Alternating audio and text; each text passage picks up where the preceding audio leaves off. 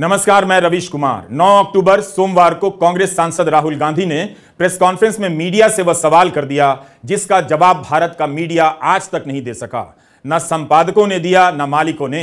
एक सवाल यह भी है कि क्या राहुल गांधी के इस सवाल को मीडिया अपने पन्नों पर जगह देगा, टीवी डिबेट में इस पर चर्चा होगी, या इस सवाल को गोदी मीडिया गायब कर देगा।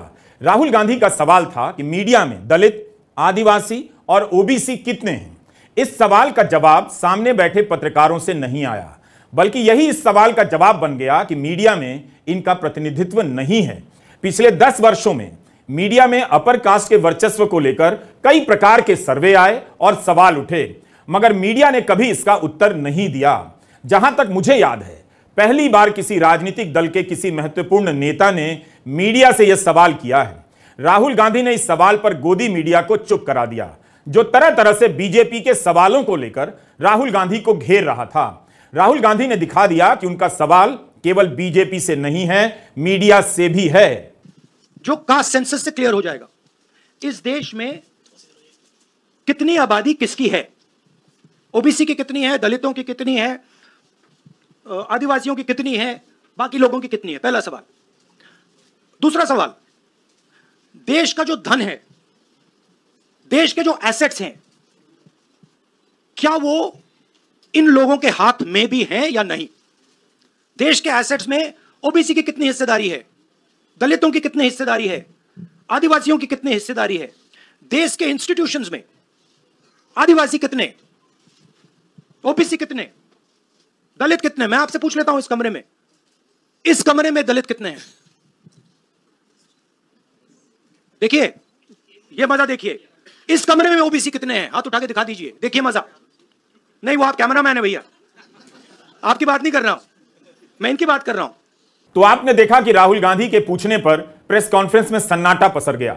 उनकी प्रतिक्रिया से लगा कि एक ही हाथ ऊपर उठा, मगर राहुल गांधी ने साफ कर दिया कि आप कैमरामैन हैं, मैं सामने बैठे संवाददाताओं से पूछ रहा हूं कि उनमें ओबीसी, दलित और आदिवासी कितने हैं। उनकी तरफ से कोई जवाब नहीं आया। अगस्त 2019 में न्यूज लॉन्ड्री ने एक सर्वे कराया था। इसके अनुसार न्यूज रूम में 121 पदों पर एक भी दलित और आदिवासी नहीं था। इनपुट एडिटर, आउटपुट एडिटर से लेकर ब्यूरो चीफ, एग्जीक्यूटिव एडिटर से लेकर मैनेजिंग एडिटर और मैनेजिंग एडिटर से लेकर ग्रुप एडिटर में से एक भी दलित और आदिवासी नहीं मिला। 100 से ज्यादा पदों पर अपर कास्ट पत्रकार ही मिले।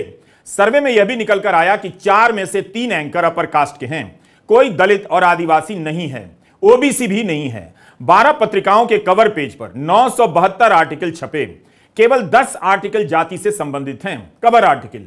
अंग्रेजी अखबारों में जितने भी आर्टिकल छपते हैं, उनमें 5% भी दलित या आदिवासी पत्रकारों या लेखकों के नहीं होते हैं। गोदी मीडिया जाति की गणना के खिलाफ है।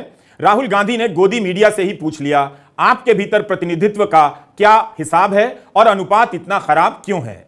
जैसे मैंने अभी आपसे पूछा, इस कमरे में ओबीसी कितने हैं, सब लोग इधर उधर देख रहे थे, एक भी हाथ नहीं दिखा मुझे। एक है, हाँ भैया, मेन ये है, ये मेन है। यहां पे ना एक आदिवासी है, ना एक दलित है, ना एक ओबीसी है, तो सवाल उठता है। अब मैं ये नहीं कह रहा हूं, सवाल पूछना जरूरी है, मैं सिर्फ सवाल पूछ रहा हूं। उसके बाद डेटा के बाद क्या किया जाएगा उसके बारे में हमने अभी डिस्कशन नहीं किया, मगर हम एक ऐतिहासिक सवाल पूछ रहे हैं। हिस्सेदारी में ओबीसी वर्ग को कितना मिल रहा है, दलित वर्ग को कितना मिल रहा है, आदिवासी वर्ग को कितना मिल रहा है, बाकी लोगों को कितना मिल रहा है। यह हिस्टोरिकल सवाल है और इससे हिंदुस्तान की जो आगे आने वाले का जो इकोनॉमिक मॉडल होगा, पॉलिटिकल मॉडल होगा, इसी बेसिस पे बनेगा। मीडिया से यह सवाल कई बार किया गया है, लेकिन मीडिया ने इसे अपने स्तर पर भी ठीक नहीं किया। राहुल गांधी ने केवल मीडिया के भीतर जाति के प्रतिनिधित्व का सवाल नहीं उठाया, बल्कि इस सवाल के जरिए उसके इस अभियान को भी पंचर कर दिया कि जाति की गणना देश को तोड़ने की राजनीति है या विकास के विरोध में है। बीजेपी भी इसी लाइन पर कांग्रेस की इस नई राजनीतिक लाइन को निशाना बनाने लगी है। राहुल गांधी यह बताने आए थे कि कांग्रेस की कार्य समिति ने फैसला किया है सर्वसम्मति से कि कांग्रेस की सभी सरकारें जाति की गणना कराने जा रही हैं और उसके बाद आर्थिक सर्वे भी कराएंगी, यह देखने के लिए कि संसाधनों पर किस जाति का ज्यादा हिस्सा है और संस्थाओं में उनका प्रतिनिधित्व कितना है। राहुल गांधी ने अपनी पार्टी की गलती भी मानी और कहा कि इसे अब ठीक करेंगे। उन्होंने कहा कि बीजेपी के 10 मुख्यमंत्री हैं, केवल एक ओबीसी वर्ग के हैं, जबकि कांग्रेस के 4 में से 3 मुख्यमंत्री ओबीसी वर्ग के हैं। हमारे 4 चीफ मिनिस्टर्स हैं, 4 में से 3 ओबीसी वर्ग के हैं। बीजेपी के 10 चीफ मिनिस्टर हैं, 1 ओबीसी वर्ग के हैं, और वो भी कुछ ही दिन में चीफ मिनिस्टर नहीं रहेंगे।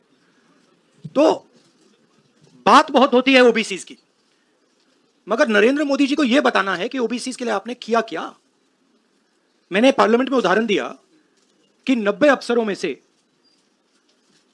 3 अफसर ओबीसी वर्ग के। नरेंद्र मोदी जी ने उसके बारे में कुछ नहीं बोला। उन्होंने यह भी नहीं बोला कि हां यह गलत है, उन्होंने बोला, एक शब्द नहीं बोला। मतलब उनके लिए यह एक्सेप्टेबल है कि हिंदुस्तान में जिनकी शायद 50% आबादी है अप्रोक्सीमेटली, उनका सरकार को चलाने में कोई भी हक ना हो। तो ये तो सच्चाई है, रियलिटी है। प्राइम मिनिस्टर सीधा कह दें कि हम कास्ट सेंसस का डेटा रिलीज कर देंगे। प्राइम मिनिस्टर सीधा कह दें कि अगला सेंसस कास्ट बेसिस पे होगा। वो कह ही नहीं सकते, क्योंकि प्राइम मिनिस्टर सचमुच में ओबीसी वर्ग के लिए काम नहीं करते हैं। प्राइम मिनिस्टर का काम ओबीसी वर्ग को डिस्ट्रैक्ट करने का, ओबीसी वर्ग के ध्यान को इधर उधर करने का है।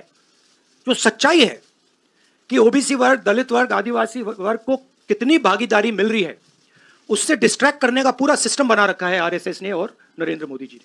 और नरेंद्र मोदी जी उनके मेन इंस्ट्रूमेंट है, मतलब सेंट्रल औजार है। उनका यही काम है कि भैया ओबीसी की भागीदारी ना हो, ध्यान इधर उधर जाता जाए। ये हमारा पॉलिटिकल डिसीजन नहीं है, ये न्याय का डिसीजन है, ये हिस्सेदारी का डिसीजन है। इसमें कोई पॉलिटिकल कैलकुलेशन नहीं है।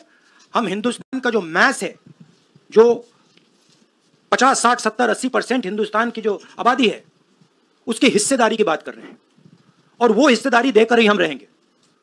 ये हमने निर्णय ले लिया है। आप देख लेना, जैसे मैंने कोविड के बारे में बोला था, चाइना के बारे में बोला था, मैं बोल रहा हूं कास्ट सेंसस होगा, और हिंदुस्तान के गरीबों की जो हिस्सेदारी बनती है वो उनको मिलेगी, और वो काम कांग्रेस करके दिखाएगी। मीडिया के भीतर प्रतिनिधित्व नहीं है, भारत का मीडिया समावेशी नहीं है।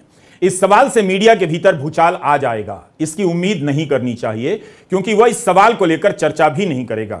किसी राजनीतिक दल के नेता ने इस सवाल को उठाया है, इसलिए उसके लिए इसे नजरअंदाज करना मुश्किल होगा। राहुल गांधी अपने राजनीतिक कार्यक्रमों को लेकर पहले से कहीं ज्यादा मजबूत और मुखर होते जा रहे हैं, कई मामलों में साहसिक भी। उन सवालों को उठा रहे हैं जिन्हें उठाने से